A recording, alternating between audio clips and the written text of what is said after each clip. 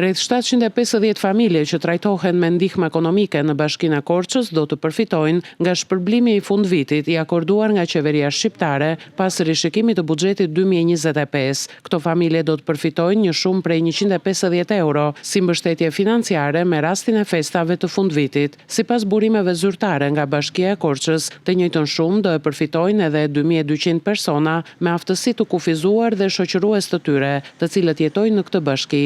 Ndërkohë edhe për pensionistët është shpërndar tashmë bonusi i fundvitit, të cilin në qarkun e Korçës e kanë përfituar rreth 67.280 pensionistë. 49.130 prej tyre përfituan 15.000 lekë, ndërsa 18.150 pensionistë përfituan një bonus prej 10.000 lekësh. Ministri i Financave Petrit Malaj ka bërë të ditur gjithashtu se në këtë fundvit 150 milion euro parashikohen të shtohen në llogarinë e posaçme të pensioneve në Bankën e Shqipërisë për reformën e nisur nga qeveria, ndërsa edhe për fermerët do të akordohet një financim shtesë prej 2 miliard lekësh për skemat e dedikuara për ta.